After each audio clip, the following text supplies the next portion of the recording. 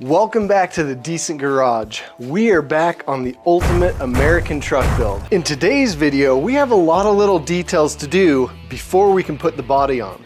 So we're going to try and accomplish all the brake lines, all the fuel lines, including our electronic fuel pump, the exhaust, as well as the transfer case and the drive line. So let's get started.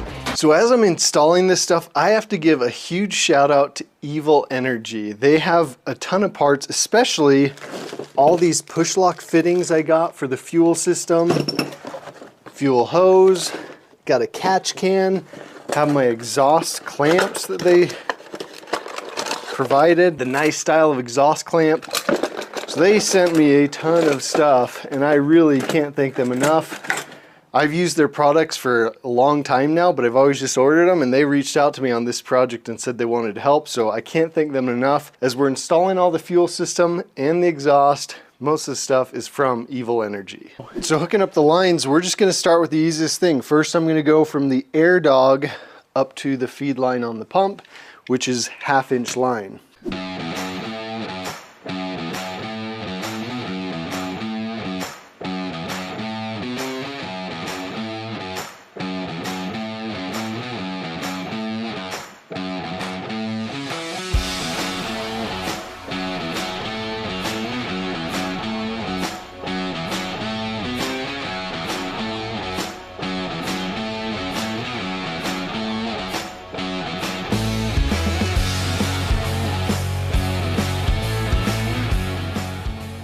With the fuel system completely installed, now let's jump back to the brake lines. We did our main line down the frame rail, but we still have to do the lines from the calipers into the axle junction and then up and connect to our blocks.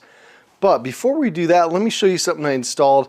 Kind of got antsy, did it off camera, but let me show you what it looks like. So this is our tappet cover, and these are breathers in our tappet cover.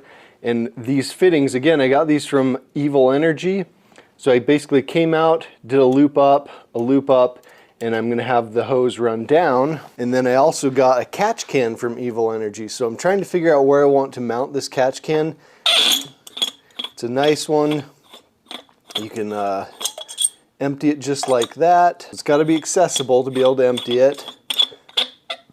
It also has a little dipstick right there. This is really nice. It'll let you know how much oil you're getting in your catch can. Brand new motor, I don't think we'll get much, but it'll be nice in case there is any, which on a high horsepower engine, there might be some anyways. So we'll run some hoses down and then loop them back up. I'm wondering if I should mount this back here on the back of the head. Probably be like that, so the hoses can come in.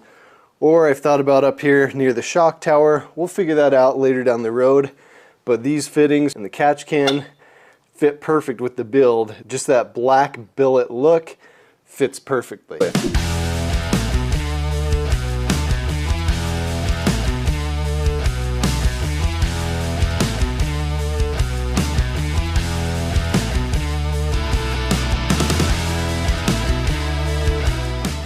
Alright, so here's where we're at. I have actually made way more progress than I anticipated. So you can see I'm using every resource I can. There we go. And how I know where it goes, I put the evilenergy logo on the clamp straight up and down where I want it. We are a little short here, obviously. And then, let's see if you can see this. We're a little too high over here. This can go down just a little bit. So let's get started.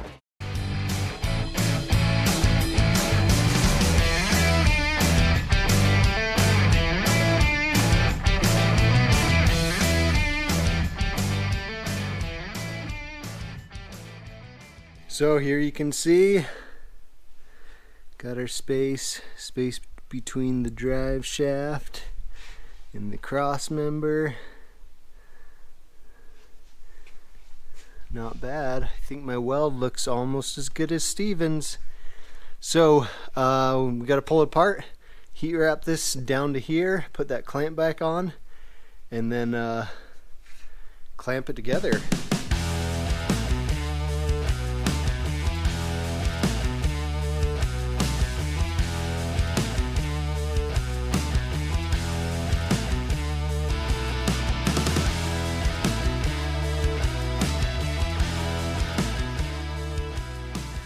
Now that we have all that done, the body can go on. So I've got the body, it's completely done with paint. Next video, let's get the body on, start assembling stuff, especially up in the engine compartment. I don't know, we got a ton to do, but this should start rolling from here. Thank you all for your support, and we'll see you guys in the next one.